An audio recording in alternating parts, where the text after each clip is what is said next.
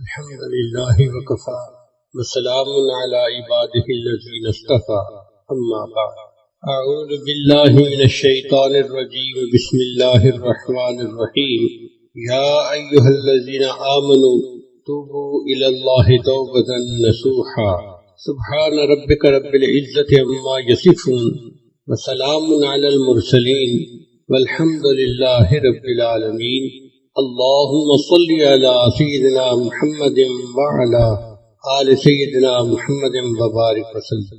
انسان نسیان سے بنا ہے، نسیان کہتے ہیں بھول کو، اس کے خمیر میں اللہ نے اس مادے کو رکھ دیا ہے، چنانچہ زندگی کے اس سفر میں یہ کئی مرتبہ غلط فیصلے کر لیتا ہے، غلط ڈیسیژن لے لیتا ہے، چنانچہ سنت سے ہٹ کر اور شریعت سے ہٹ کر جو عمل کیا جائے اس کو گناہ کہتے ہیں۔ اور اللہ رب العزت نے حکم فرمایا کہ اے ایمان والو تم اپنے گناہوں سے سچی توبہ کر لو۔ یہ توبہ بھی اللہ رب العزت کی بڑی نعمت ہے۔ ہندوازم میں توبہ کا تصور نہیں ہے، ان کا تصور یہ ہے کہ اگر آدمی نے اس جنم میں کوئی غلط کام کر لیا تو اس کی پاداش میں اگلے جنم میں وہ انسان کی بجائے حیوان بنے گا۔ اب جس نے گناہ کر لیا وہ سوچتا ہے کہ اگلے جنم میں نے حیوان تو بننا ہی ہے، تو پھر گناہوں سے کیوں رکے؟ چنانچہ ایک گناہ اس کے لیے گناہوں کے دروازے کھول دیتا ہے۔ عیسائیت میں وہ یہ عقیدہ رکھتے ہیں کہ امتیوں کے جتنے گناہ تھے ان کا کفارہ حضرت عیسیٰ علیہ السلام سولی پر چڑھ کر دے گئے، کیونکہ ہم مسلمان یقین رکھتے ہیں کہ اللہ نے ان کو آسمانوں پہ اٹھا لیا، لیکن عیسائی یہ سمجھتے ہیں کہ ان کو سولی پر چڑھایا گیا اور ان کا سولی پر چڑھنا امتیوں کے گناہوں کا کفارہ بن گیا۔ لہذا عیسائیوں میں بھی جب کوئی خلاف شرع کام کرتا ہے ان کی اپنی شریعت کے، یا جس کو وہ گناہ کرتا ہے تو اس کو صرف اپنے پوپ کے پاس جا کر بتانا ہوتا ہے کہ جب مجھ سے یہ گناہ ہوا، یہ گناہ ہوا، یہ گناہ ہوا، چنانچہ وہ بھی توبہ ایک ظاہرداری رہتی ہے۔ دین اسلام اتنا کامل دین ہے کہ نبی علیہ السلام نے ارشاد فرمایا الندم توبۃ، جب کوئی بندہ گناہ کر بیٹھے اور اس کے دل میں یہ احساس ہو کہ میں نے برا کیا، میں نے اچھا نہیں کیا، مجھے ایسا نہیں کرنا چاہیے تھا، میں آئندہ ایسا نہیں کروں گا، تو یہ ندامت کی کیفیت اس کی توبہ کہلاتی ہے۔ چنانچہ توبہ کرنے والا انسان سب سے پہلے تو دل میں ندامت محسوس کرے، دوسرا زبان سے استغفار بھی کرے، زبان سے بھی اللہ کے سامنے کہے کہ اللہ مجھ سے گناہ ہو گیا اور میں آپ سے معافی مانگتا ہوں، آپ میرے گناہ کو معاف کر دیجئے۔ یہ ایسا ہی ہے کہ جیسے چھوٹے چھوٹے بچے ایک دوسرے سے بات کرتے ہوئے کوئی غلطی کر جاتے ہیں تو سوری کہہ دیتے ہیں۔ ہم نے یہ دیکھا ہے کہ سوری کہنے سے دوسرا بچہ اس کو معاف کر دیتا ہے۔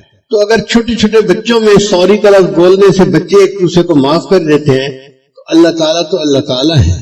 جب کوئی بندہ گناہ کر بیٹھتا ہے اور اللہ کی بارگاہ میں آ کر دل سے نادم ہوتا ہے اور زبان سے اعتراف کرتا ہے کہ اللہ میں گناہ کر بیٹھا، اللہ تعالیٰ بھی اس بندے کے گناہوں کو معاف فرما دیتے ہیں۔ چنانچہ حدیث مبارکہ ہے اللہ تعالیٰ اور اس کے رسول صلی اللہ علیہ وسلم اس شخص پر رحمت بھیجتے ہیں جو اپنے گناہوں کا اعتراف کر لے۔ اب یہ بندے اور اللہ کا معاملہ ہے، اگر اس نے گناہ چھپ کر کیا تھا تو چھپ کے اللہ کے سامنے توبہ کرے، اور اگر اس نے پبلک میں گناہ کیا تھا سب کے سامنے تو پھر سب کے سامنے توبہ کرنا ضروری ہوتی ہے۔ تو زبان سے توبہ کرے، دل میں ندامت محسوس کرے اور ایک عہد کرے کہ یا اللہ آج کے بعد میں یہ دوبارہ گناہ نہیں کروں گا۔ یہاں پر شیطان بندے کو دھوکہ دیتا ہے، کہتا ہے تو اس گناہ سے بچ ہی نہیں سکتا، چھوڑ ہی نہیں سکتا۔ بھئی میں نہیں چھوڑ سکتا، اگر اللہ تعالیٰ چاہے وہ تو چھڑوا سکتے ہیں نا، تو نظر اپنے پہ کیوں رکھتے ہیں؟ نظر اللہ پہ رکھے اور یہ کہیں کہ اللہ میں نے تو دل سے نیت کر لی ہے، اب آپ اس گناہ کو چھوڑنے میں میری مدد فرمائیے، تو اللہ تعالیٰ پھر توبہ پہ استقامت کے ساتھ رہنا بندے کے لیے آسان فرما دیتے ہیں۔ حضرت موسیٰ علیہ السلام نے ایک مرتبہ اللہ رب العزت سے پوچھا کہ یا اللہ جب کوئی بندہ نیک بندہ آپ کو یا رب کہہ کر پکارتا ہے تو آپ کیا جواب دیتے ہیں؟ اللہ تعالیٰ نے فرمایا میرے کلیم میں اپنے اس نیک بندے کو یا رب کہنے کے جواب میں لبیک کہتا ہوں۔ لبیک کا مطلب میں حاضر ہوں۔ تو موسیٰ علیہ السلام نے پوچھا اللہ جب آپ کا کوئی گناہ گار بندہ جو غفلت میں پڑا ہوا ہے وہ آپ کو یا رب کہہ کر پکارتے ہیں تو پھر آپ کیا جواب دیتے ہیں؟ رب کریم نے ارشاد فرمایا میں اپنے اس گناہ گار بندے کو 3 مرتبہ لبیک لبیک لبیک کہتا ہوں. یہ میرا بندہ لوٹ کے میرے پاس واپس آنا چاہتا ہے، میں اس بندے کو مایوس نہیں کرتا، اس کا واپس آنا آسان کر دیتا ہوں. توبہ کی ضرورت ہر شخص کو ہے، نیک ہو یا بد ہو. اگر کسی انسان نے گناہ کیے تو اس کو اپنے گناہوں سے توبہ کرنی چاہیے. اگر انسان نے گناہ نہیں کیے مگر اس کے دل میں اللہ سے غفلت رہی تو اس پر بھی توبہ کرنا چاہیے، کیونکہ غفلت بھی مستقل ایک گناہ ہے. ہم اس کو گناہ ہی نہیں سمجھتے. اور جو اولیاء اللہ ہوتے ہیں ان کی توجہ جب اللہ تعالیٰ کی طرف سے ہٹ کر مخلوق کی طرف زیادہ ہو جاتی ہے تو اس پر بھی وہ استغفار کرتے ہیں. دو لفظ یاد رکھیے، ایک ہے رین اور ایک ہے غین. رین کہتے ہیں دل کے اوپر جو زنگ لگ جاتا ہے، کلا بل ران علی قلوبہم ما کانوا یکسبون، کیوں نہیں ان کی بدعمالیوں کی وجہ سے ان کے دلوں پر زنگ لگا دیا گیا. تو ہم تو اپنے رین کی دھلنے کے لیے اللہ کے سامنے استغفار کریں. اور ایک ہوتا ہے غین، وہ کیا ہوتا ہے کہ اہل اللہ کی توجہ کامل اللہ کی طرف ہوتی ہے، مگر کئی مرتبہ دعا مانگنے کے لیے یا کسی کے حالات سن کے اس بندے کی طرف توجہ زیادہ ہوتی ہے، تو وہ جو لمحہ اس بندے کی طرف توجہ کا زیادہ ہوتا ہے وہ اس پر بھی استغفار کرتے ہیں. چنانچہ نبی سامنے ارشاد فرمایا انہ لیغان علی قلبی، میرے دل پر بھی غین کی کیفیت آتی ہے اور اس پر میں اللہ کے سامنے روزانہ 100 مرتبہ استغفار کرتا ہوں. کیونکہ نبی علیہ السلام کے دل پر امت کا غم غالب آ جاتا تھا اور میرے آقا صلی اللہ علیہ وسلم یا رب امتی یا رب امتی دعائیں مانگا کرتے تھے. اب سوال پیدا ہوتا ہے کہ انسان توبہ کیوں نہیں کرتا؟ پہلی بات، اس کو آخرت کے دن کے بارے میں یقین کامل نہیں ہوتا، شک ہوتا ہے اور وہ سوچتا ہے جی آگے جائیں گے تو دیکھی جائے گی. اگر یقین ہو کہ قیامت کے دن مجھے اس گناہ کی وجہ سے ذلت ملے گی، اللہ میرا مواخذہ فرمائیں گے اور مجھے جہنم کی آگ میں ڈالیں گے، پھر گناہ چھوڑنا کوئی مشکل کام نہیں ہوتا. آپ دیکھیے چھوٹے چھوٹے بچوں کو یقین ہوتا ہے کہ اگر بچھو کو ہاتھ لگایا گیا تو یہ کاٹے گا اور سخت تکلیف ہوگی، سانپ کو ہاتھ لگایا گیا تو یہ کاٹے گا اور بندہ جان سے مر جائے گا. کوئی مرد عورت یا چھوٹا بچہ سانپ بچھو کے قریب بھی نہیں جاتا، اس لیے کہ یقین پکا ہے کہ نقصان زیادہ ہوگا. اسی طرح اگر گناہ کے بارے میں ہمیں یقین ہو کہ اگر ہم نے گناہ کیا تو اللہ رب العزت کی طرف سے ہمیں دنیا میں بھی سزا ملے گی، آخرت میں تو ملنی ہی ہے، تو پھر بندہ گناہ کے قریب بھی نہیں جاتا. ایک نوجوان کسی بزرگ کے پاس آیا، حضرت آپ فرماتے ہیں کہ غیر محرم سے نظر کو بچاؤ، اور میں کیا کروں، جوان العمر ہوں، میرے اندر جذبات کا اتنا غلبہ ہے کہ بازار سے گزرتے ہوئے غیر محرم پہ نظر پڑ ہی جاتی ہے، آپ مجھے کوئی طریقہ بتائیے کہ میں اپنی نظر کی حفاظت کیسے کروں. تو کہا بھائی میں آپ کو بتا تو دوں گا طریقہ، لیکن آپ کو ایک کام کرنا پڑے گا. کون سا کام؟ کہ یہ پیالہ دودھ کا ہے، اس کو بازار کے دوسرے کنارے پر ایک عالم رہتے ہیں، ان کو پہنچا کے آؤ. اس نے کہا جی بات ہی کوئی نہیں، میں پیالہ پہنچا دیتا ہوں. ان کا یاد رکھنا، اگر پیالے میں سے ایک قطرہ بھی دودھ کا گر گیا تو میں ایک بندہ تمہارے ساتھ بھیجوں گا، وہ اسی جگہ بھرے بازار میں تمہیں جوتے لگائے گا.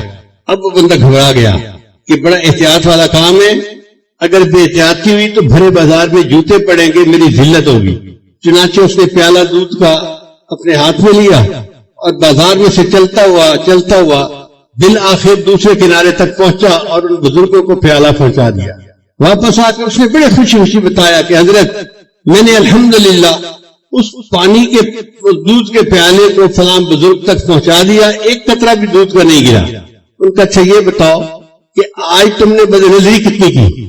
حضرت وہ جو آپ نے مشتنڈا ساتھ بھیجا تھا نا کہ یہ جوتے مارے گا، اس کا خوف اتنا تھا کہ میرا دھیان ہی عورت کی طرف نہیں گیا. میں تو پورا راستہ یہ دیکھتا رہا کہ میرے دودھ کے پیالے میں سے ایک قطرہ بھی نیچے نہ گرے. مجھے دودھ کے چھلک جانے کا ڈر تھا، عورت کی طرف میری نظر نہیں اٹھی.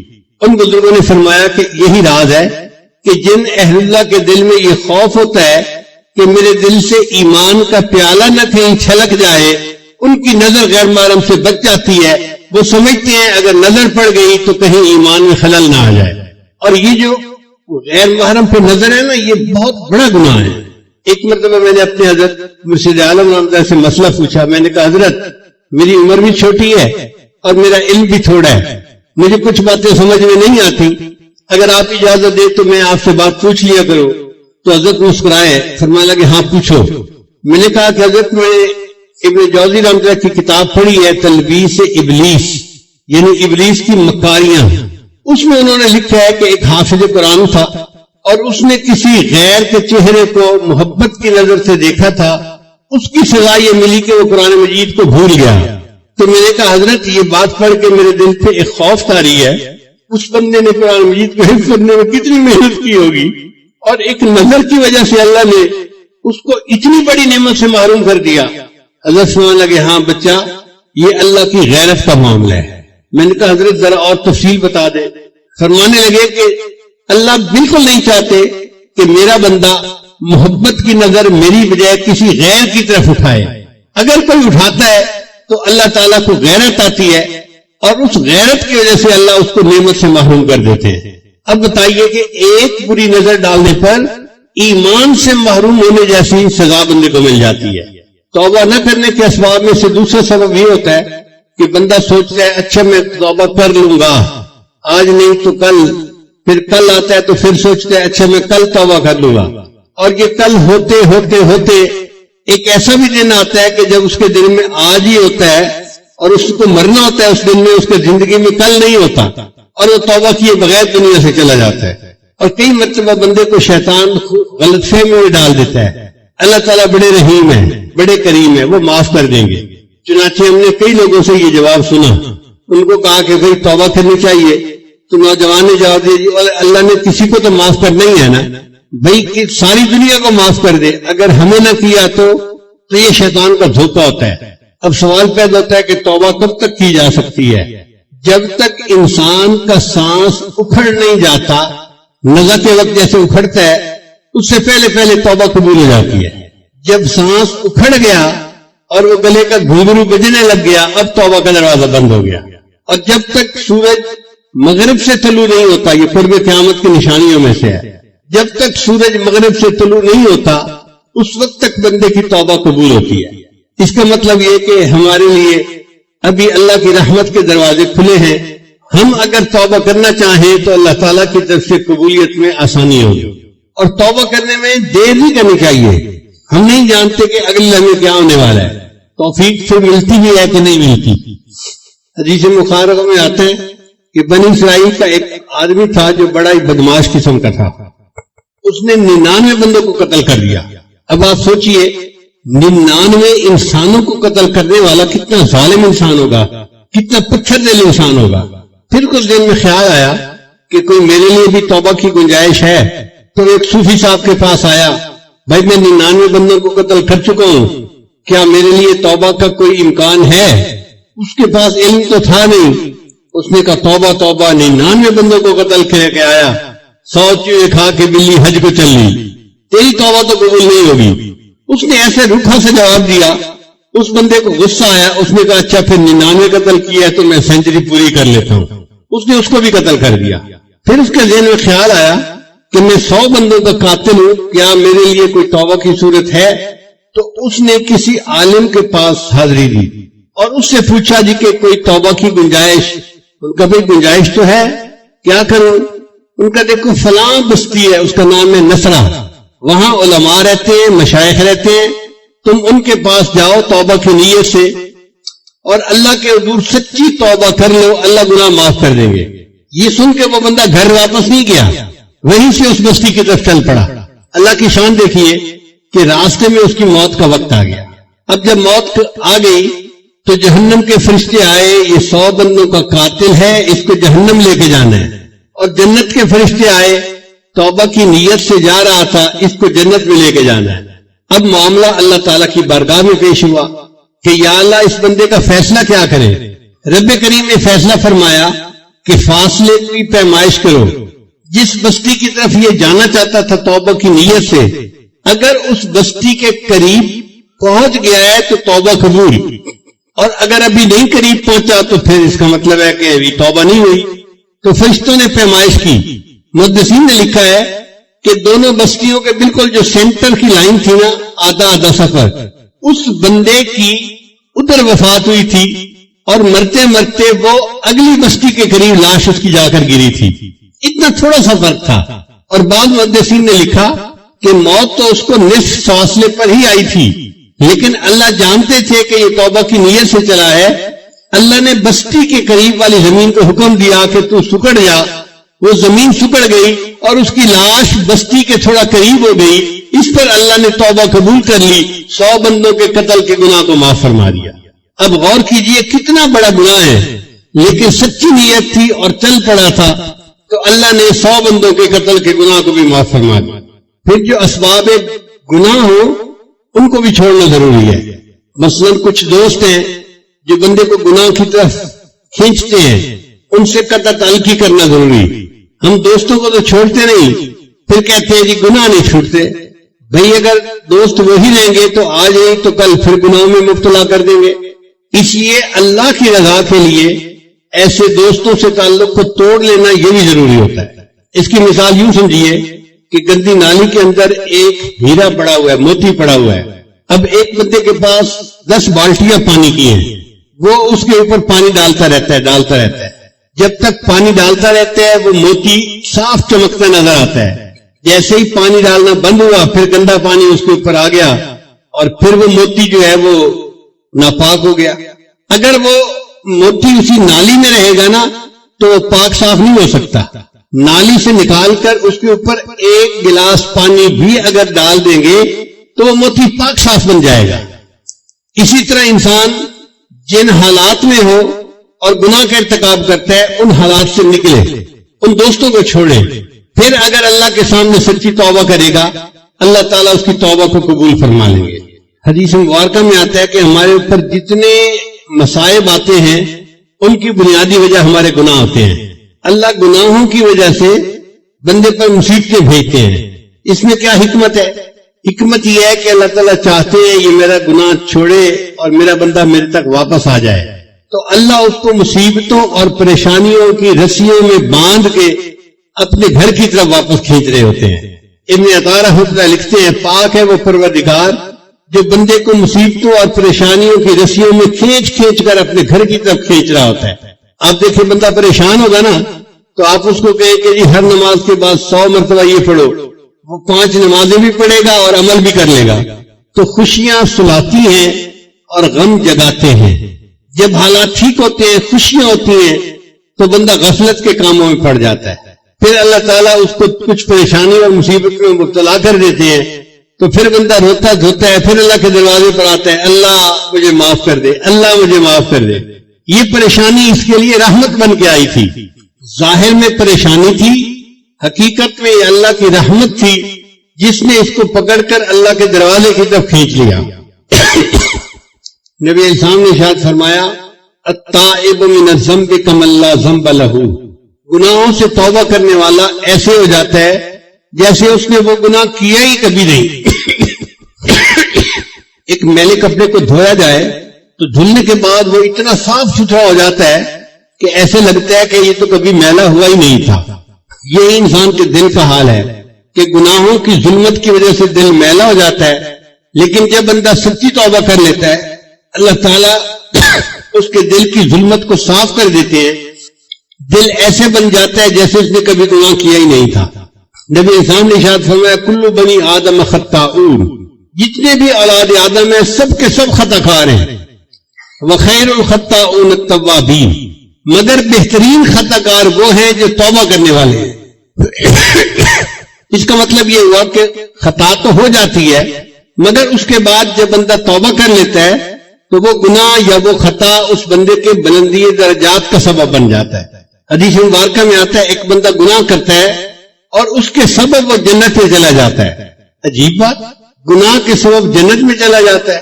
تو اس کی شرح میں محدثین نے لکھا کہ ہاں گناہ تو وہ کر بیٹھا، اب اس کے دل میں ایک آگ لگی ہوئی ہے، کیا غلطی کر لی. وہ تنہائیوں میں اللہ کے سامنے روتا ہے، اللہ کو مناتا ہے. اس کا وہ رونا دھونا اور اللہ کو منانا اللہ کو پسند آ جاتا ہے اور اللہ تعالیٰ اس کے لیے جنت کا فیصلہ کر دیتے ہیں. تو جب جنت کا فیصلہ کرتے ہیں تو شیطان افسوس کرتا ہے میں اس سے یہ گناہ ہی نہ کرواتا کیونکہ اس کی وجہ سے توبہ کی وجہ سے یہ تو جنت میں چلا گیا. ابراہیم ادم رحمۃ اللہ فرمایا کرتے تھے اللہ تعالیٰ نے 3 کو 3 چیزوں میں چھپا رکھا ہے. اپنی رضامندی کو نیکی میں چھپا رکھا ہے، اس لیے سالک کو چاہیے کہ وہ نیکی کو چھوٹا نہ سمجھے، کیا پتا اسی نیکی میں اللہ کی رضا چھپی ہوئی ہو اور بندے کو اللہ کی رضا نصیب ہونی ہو۔ کئی دفعہ ہوتا ہے نا جی، نماز پڑھ لی نفل چھوڑ دیے، بھئی کیا پتا انہی نفلوں میں اللہ نے اپنے رضا کو چھپایا ہوا ہو، ہم اگر وہ نفل پڑھ لیں گے اللہ ہم سے راضی ہو جائیں گے۔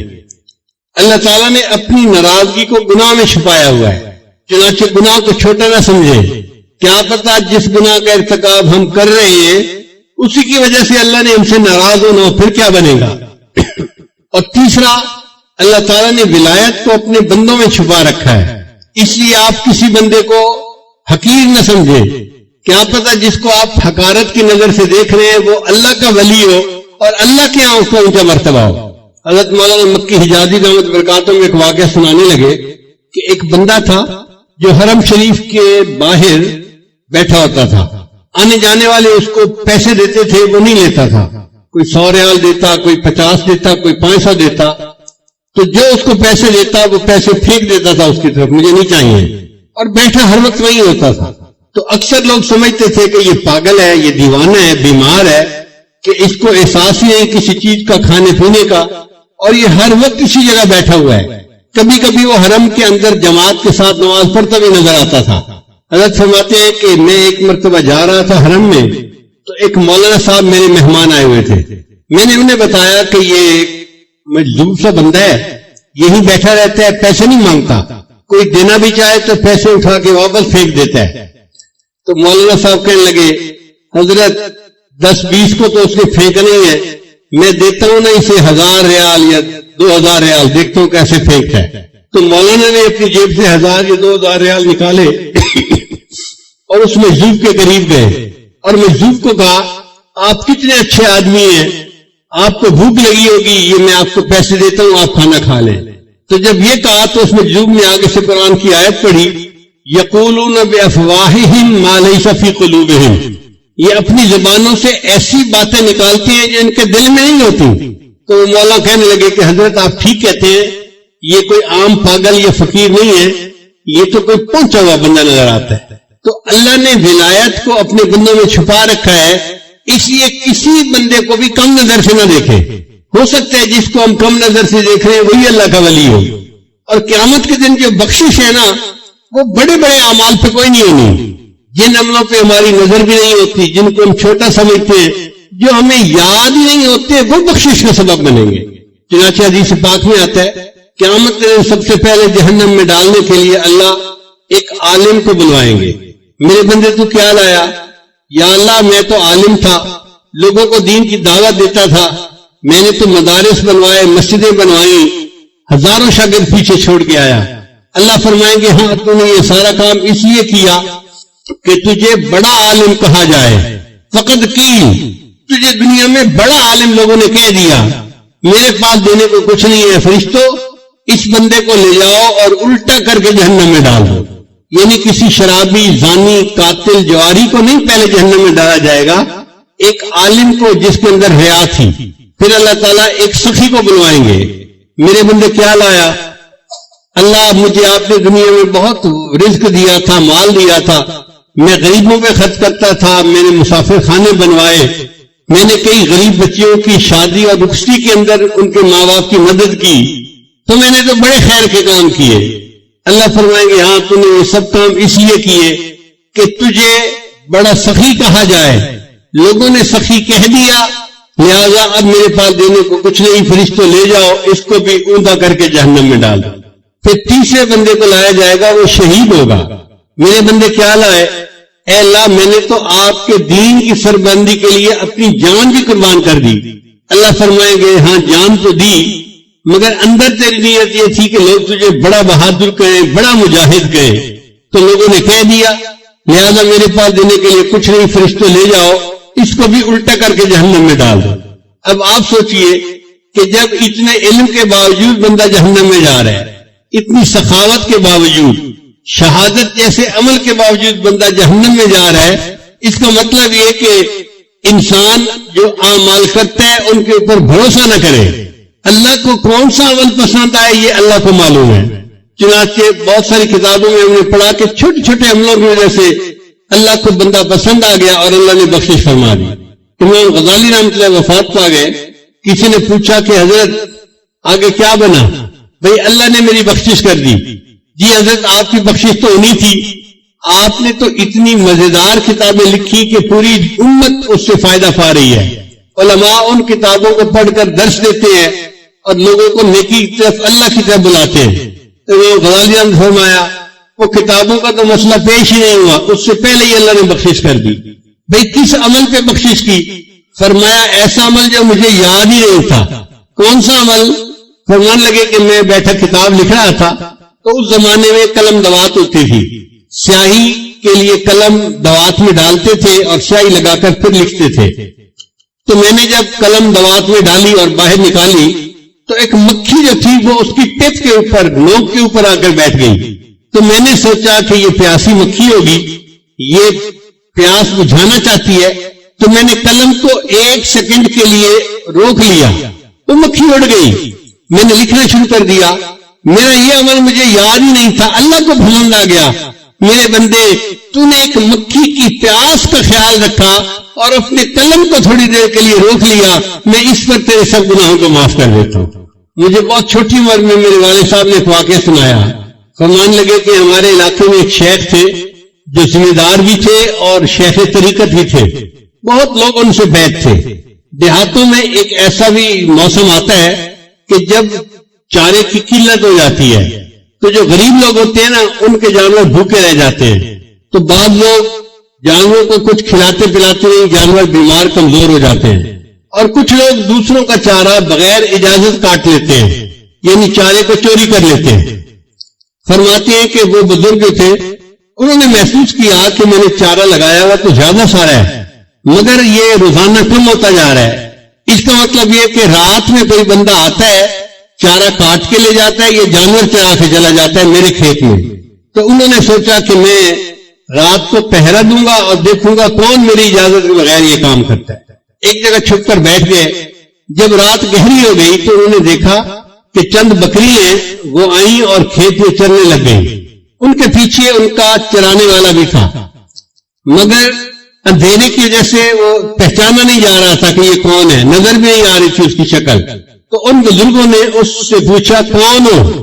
تو جب انہوں نے اس سے پوچھا نا میاں کون ہو، تو اس دیہاتی لڑکے نے جواب دیا احمد ہوں، میں احمد ہوں. تو جب اس نے کہا نا میں احمد ہوں تو ان اللہ والوں کے دل میں خیال آیا اس کا نام احمد ہے اور احمد تو میرے آقا صلی اللہ علیہ وسلم کا نام ہے. تو انہوں نے آگے سے جواب دیا احمد ہے تفیا چرا، اگر تم احمد ہو تو اپنی جانوں کو چڑھاتے ہو، میں تمہیں منع نہیں کرتا. وہ بزرگ فرماتے ہیں اللہ کو میرا یہ عمل پسند آ گیا کہ تم نے میرے محبوب کے نام کا اتنا اکرام کیا کہ تم نے کہا احمد ہو تو چڑھاتے رہو، میں نے تمہارے اس بات پر سب گناہوں کو معاف فرما دیا. تو قیامت کے دن اللہ کو کون سے عمل پسند آئیں گے کوئی نہیں جانتا. اس لیے جن کو ہم سمجھتے ہیں نا جی کہ بڑے کام کیے، گھنٹوں مراقبے کیے، میں نے یہ سبق سیکھا، یہ سیکھا، یہ سیکھا، اتنے لوگوں کو توبہ کروائی، پتہ نہیں یہ اعمال اللہ کے یہاں قبول ہوں گے یا نہیں ہوں گے. وہ عمل جس میں اخلاص تھا کتنا ہی چھوٹا کیوں نہ ہوگا اللہ کو وہ عمل پسند آ جائے گا. چنانچہ بعض لوگوں نے اپنے گناہوں سے توبہ کی اور اتنی عاجزی کے ساتھ، اتنی ندامت کے ساتھ توبہ کی کہ اللہ کو پیار آ گیا. مامون رشید ایک مسلمان بادشاہ تھا، اس کی بڑی آرام کی، شان و شوکت کی، ٹھاٹھ کی زندگی تھی. موت کے قریب اس کی طبیعت ذرا خراب ہو گئی تو اس نے اپنے ورکر کو کہا کہ یہاں زمین پر ایک دری بچھا دیجیے. تو بادشاہ کے حکم پر انہوں نے دری بچھا دی. جب دری بچھا دی تو مامون رشید چارپائی سے اٹھ کر نیچے دری کے اوپر لیٹ گیا اور لوٹنے لگا جیسے بچہ ماں باپ کے سامنے لوٹتا ہے، اور یہ کہنے لگا اے دائمی ملک کے بادشاہ، فانی ملک کے بادشاہ پر رحم فرما. اے دائمی ملک کے بادشاہ یعنی اللہ تعالیٰ، میں فانی ملک کا بادشاہ ہوں تو میرے اوپر رحم فرما. اللہ کو اس کا یہ فکرہ اور یہ عاجزی پسند آ گئی اور اللہ نے اس کی بخشش کر دی. چنانچہ وفات کے بعد کسی نے خواب میں دیکھا، اس نے پوچھا بادشاہ سلامت آگے کیا ہوئی؟ کہنے لگے کہ میری اس عاجزی کے اظہار پر اللہ کو ترس آ گیا اور اللہ نے میرے سب گناہوں کو معاف فرما دیا. عمر بن عبدالعزیز رحمۃ اللہ علیہ ایک بڑے نیک حکمران تھے، بہت متقی انسان تھے. جب ان کی وفات کا وقت قریب آیا تو وہ بھی زمین پر لیٹ گئے اور یہ کہنے لگے اللہ میں تسلیم کرتا ہوں کہ میں نے زندگی میں گناہ کیے ہیں. اے اللہ میں تسلیم کرتا ہوں کہ میں نے زندگی میں گناہ کیے ہیں. اگر تو معاف کر دے تو تیرا احسان ہے اور اگر معاف نہ کرے تو تیرا عدل ہے. مگر میں گواہی دیتا ہوں کہ تیرے سوا کوئی معبود نہیں اور محمد صلی اللہ علیہ وسلم تیرے سچے رسول ہیں. یہ الفاظ کہہ کے اس کی وفات ہو گئی. یہ کلمہ پڑھ کے فوت ہو گیا. ابن جوزی رحمۃ اللہ کی کتاب ہے بحر الدموع یعنی آنسوؤں کا سمندر، اس میں انہوں نے یہ واقعہ لکھا ہے کہ بنی اسرائیل کی ایک عورت تھی جو حسن جمال میں اپنی مثال آپ تھی اور وہ بدکار تھی. گھر کا دروازہ کھلا رکھتی تھی اور بن سنور کر چارپائی کے اوپر بیٹھ جاتی تو اس کے دروازے کے سامنے سے گزرنے والے نوجوان جب اس پر نظر پڑتی تو وہ بہک جاتے تھے. وہ ان سے کچھ رقم لیتی تھی اور ان کو گناہ کا موقع دے دیتی تھی. ایک مرتبہ ایک نوجوان بڑا نیک تھا، وہ ادھر سے گزرا، قدرتاً اس کی بھی نظر اس طرف اٹھ گئی تو اس نے دیکھا کہ اتنی خوبصورت عورت، اس کو بھی شیطان نے بہکایا. تو اس نے اس گھر کے جو کام کرنے والی تھی اس سے پوچھا کہ تیری مال کا مرد کو قریب کیسے آنے دیتی ہے؟ اس نے کہا جناب 1000 دینار لیتی ہے اور پھر اس کو اپنے ساتھ وقت گزارنے کا موقع دیتی ہے. اب یہ نوجوان واپس تو گھر آ گیا مگر سوچتا رہا کہ میں 1000 دینار اکٹھا کروں پھر مجھے اس عورت کے ساتھ وقت گزارنے کا موقع مل جائے. اس نے محنت کی، مزدوری کی، 1000 دینار اس نے جمع کر لیے. ایک دن یہ اس عورت کے پاس گیا اور 1000 دینار اس نے دے دیے. عورت نے کہا کہ ٹھیک ہے اب تم آؤ اور میرے ساتھ چارپائی پہ بیٹھ سکتے ہو. یہ جب اس کے ساتھ چارپائی پر بیٹھا نا تو اس کے دل پہ اللہ کا خوف غالب آ گیا کہ اب تک میں نے جو عبادت کی ہے کہیں اللہ تعالیٰ اس عبادت کو ٹھکرا نہ دے کہ تو بالآخر گناہ کا ارتکاب کر بیٹھا. اب عورت انتظار میں تھی کہ میں نے جب اسے بلا لیا ہے تو یہ اب اپنی خواہش پوری کرے گا، مگر وہ بندہ تو بہت ہی خاموش چپ بت بن کے بیٹھا ہوا ہے. تو عورت نے اس سے پوچھا کہ بھائی میں نے تمہیں یہاں نہیں بلایا، تم خود آئے ہو. اس نے کہا میں اپنے نفس کی خواہش کی وجہ سے آ تو گیا تھا لیکن جب میں یہاں چارپائی پر آ کر بیٹھا ہوں نا تو میرے اوپر اللہ کا خوف غالب آ گیا اور میں نے ارادہ ترک کر دیا، میں تیرے ساتھ گناہ نہیں کروں گا اور جو 1000 دینار میں نے دیے ہیں وہ بھی تیرے ہی، میں تجھ سے واپس نہیں لیتا اور میں اپنے گھر جا رہا ہوں. یہ کہہ کے وہ نوجوان گناہ کیے بغیر اٹھا اور اپنے گھر کی طرف چل پڑا. عورت نے اس سے جاتے جاتے پوچھ لیا کہ تم کس گاؤں کے رہنے والے ہو؟ اس نے گاؤں کا نام بتا دیا. چند دن گزرے تو اس عورت کے دل میں خیال آیا کہ یہ ایسا نوجوان ہے جس نے پہلے کبھی گناہ نہیں کیا، پہلا گناہ کرنا تھا اور اس پر اتنا خوف غالب آ گیا اور میں تو روز گناہ کرتی ہوں اور میں توبہ نہیں کرتی تو مجھے بھی اللہ سے ڈرنا چاہیے. چنانچہ اس نے نیت کر لی کہ میں بھی آج کے بعد یہ بدکاری والے گناہ کو چھوڑ دیتی ہوں. چند دن گزرے تو اس کا بھی زندگی گزارنا مشکل بن گیا. جیسے عورت مرد کی ضرورت ہے، مرد عورت کی ضرورت ہے. اس عورت نے سوچا کہ میں اسی نوجوان کا پتہ کرتی ہوں اور اگر وہ ہے تو میں اس کے ساتھ نکاح کر کے نیکی کی زندگی گزارتی ہوں. چنانچہ یہ عورت اس کے گاؤں میں گئی اور اس بندے کا نام پوچھا. انہوں نے گھر بتا دیا کہ فلاں جگہ گھر ہے. یہ عورت آئی اور اس نے اس کے گھر کا دروازہ کھٹکھٹایا. جب گھر کا دروازہ کھٹکھٹایا تو اللہ کی شان وہی نیک نوجوان دروازہ کھول کر باہر نکلا پوچھنے کے لیے کہ کون ہے. جب نوجوان کی عورت پر نظر پڑ گئی تو وہ تو حیران ہو گیا کہ جس گناہ سے بچ کے میں گھر آیا تھا اب وہ عورت تو میرے دروازے پر چل کر آ کر کھڑی ہو گئی. تو اس نے ایک زور کی آہ بھری اور وہ گرا اور فوت ہو گیا. عورت کو بڑا افسوس ہوا. یہ چند دن وہی رہی. پھر اس نے لوگوں کو بتایا تھا کہ میں تو بھائی اس کے ساتھ نکاح کے ارادے سے آئی تھی اور میں نیکی کی زندگی گزارنا چاہتی تھی. گھر والوں کو اس عورت سے ہمدردی ہوئی تو انہوں نے عورت کو کہا کہ وہ بندہ تو فوت ہو گیا مگر اس کا ایک اور بھائی ہے ابھی شادی شدہ نہیں ہے، وہ شادی کرنا چاہتا ہے، اگر تم چاہو تو ہم اس کے بھائی سے تمہارا نکاح کر دیتے ہیں. تو وہ عورت کہنے لگی بہت اچھا. چنانچہ اس عورت کا اس کے بھائی سے نکاح ہو گیا.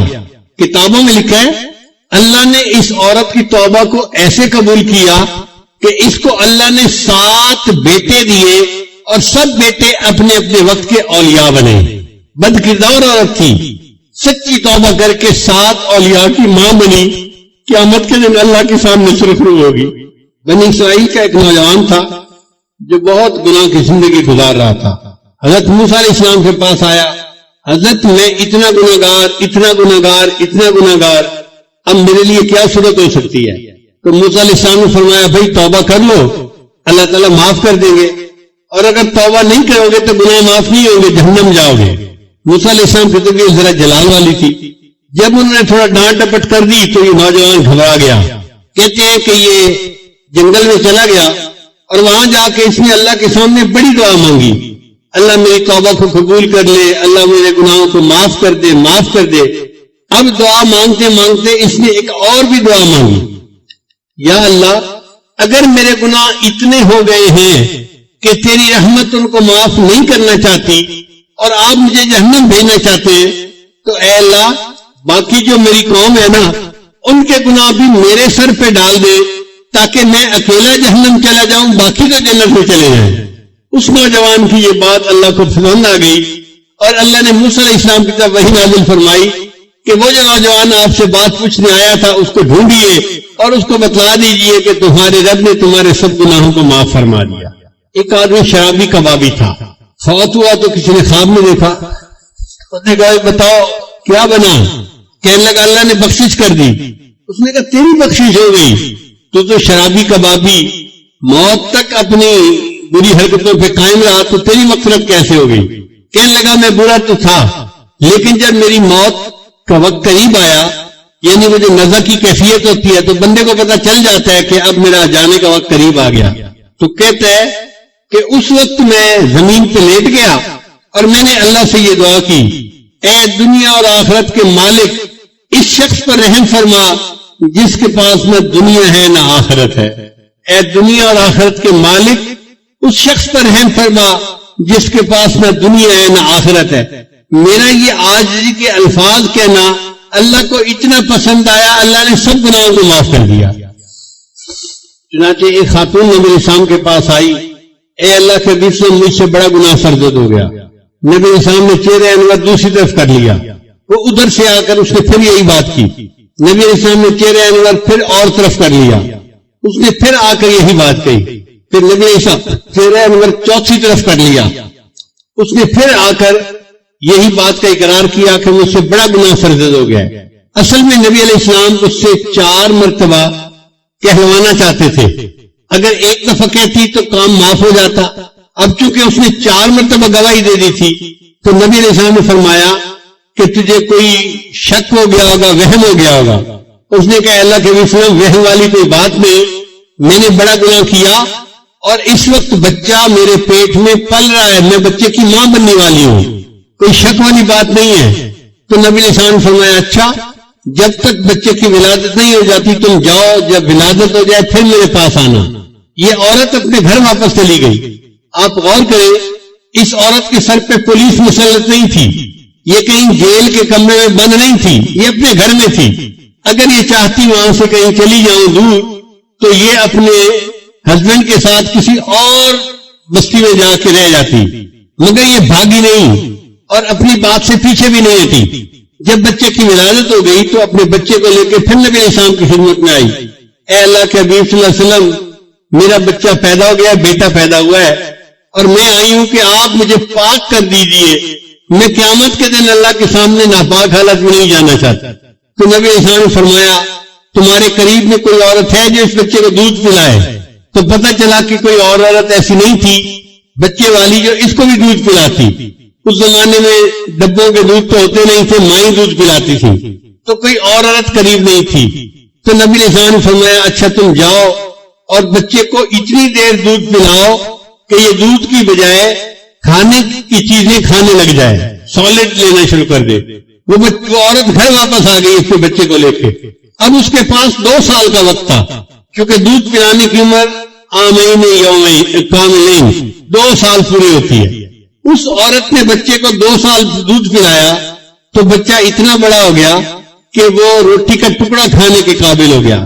چنانچہ وہ اپنے بچے کو اس حال میں لائی کہ بچے کے ہاتھ میں روٹی کا ٹکڑا تھا اور بچہ روٹی کا ٹکڑا کھا رہا تھا، یہ پروف تھا اے اللہ کے نبی صلی اللہ علیہ وسلم اب میرا بچہ دودھ کا محتاج نہیں رہا، اے اللہ کے نبی صلی اللہ علیہ وسلم میرے اوپر حد جاری کیجئے اور مجھے پاک کر دیجئے۔ اس کا مطلب یہ کہ اس عورت کے دل میں ایک آگ لگی ہوئی تھی ندامت کی، شرمندگی کی، کہ میں گناہ تو کر بیٹھی ہوں لیکن میں اس گناہ کی حالت میں اپنے رب کے سامنے نہیں جانا چاہتی، میں چاہتی ہوں کہ میرا اللہ میرے گناہ کو دنیا میں معاف کر دے اور میں آخرت کی ذلت سے بچ جاؤں۔ چنانچہ نبی علیہ السلام نے اس عورت کو رجم کرنے کا حکم دیا۔ حضرت عمر رضی اللہ عنہ نے جب اس عورت کو پتھر مارا تو خون کا کوئی چھینٹا ان کے کپڑے پر آ کر گیا، تو انہوں نے اس عورت کو کہا یہ کتنی ایسی ہے اور ویسی ہے، اپنے قبیلے کو بھی بدنام کیا، ماں باپ کو بھی بدنام کیا، اور ایسی حرکت کرنے پہ تو یہ شرم نہیں آئی۔ جب حضرت عمر رضی اللہ عنہ نے اس کو ڈانٹا تو نبی اسلام نے فرمایا عمر اس کے بارے میں کوئی ایسی بات نہ کہو، لقد تابت توبتن، اس عورت نے ایسی سچی توبہ کی ہے، اس کی توبہ کے ثواب کو مدینہ شہر کے سب لوگوں میں تقسیم کر دیا جائے، اللہ سب کے گناہوں کو معاف کر دے۔ تو گناہگار اپنے گناہوں سے توبہ کرتا ہے، اللہ اس کے بدلے پورے شہر کے لوگوں کے گناہوں کو معاف فرما دیتا ہے۔ اور حضرت موسیٰ علیہ السلام کے زمانے کے ایک نوجوان کا واقعہ ہے کہ جس میں اللہ تعالیٰ نے ارشاد فرمایا اے موسیٰ علیہ السلام، اس بندے نے، نوجوان نے ایسی سچی توبہ کی کہ اگر ساری دنیا کے جتنے گناہگار ہیں ان کی بخشش کی یہ دعا کرتا تو میں ساری دنیا کے گناہگاروں کی بخشش فرما دیتا۔ حضرت عمر رضی اللہ عنہ ایک مرتبہ مسجد نبوی میں جا رہے تھے، ایک نوجوان کھڑا رو رہا تھا، تو عمر رضی اللہ عنہ نے پوچھا بھائی رو کیوں رہے ہو؟ اس نے کہا یہ مجھ سے بڑا گناہ سرزد ہو گیا ہے۔ بھائی کیا گناہ سرزد ہو گیا؟ اس نے کہا بھائی میں کفن چور تھا، یعنی جب لوگ میت کو دفن کرتے تھے نا تو میں ان کی قبر کھود کے ان کا کفن نکال کے بیچتا تھا اور اس کے پیسے سے زندگی گزارتا تھا، میرا یہ روز کا کام تھا۔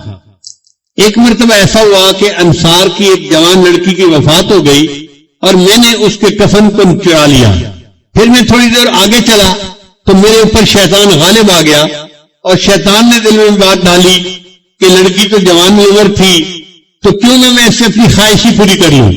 تو میں واپس آیا، میں نے دوبارہ قبر کو کھودا، لڑکی کی میت کو نکالا اور اس کے ساتھ میں نے منہ کالا کیا۔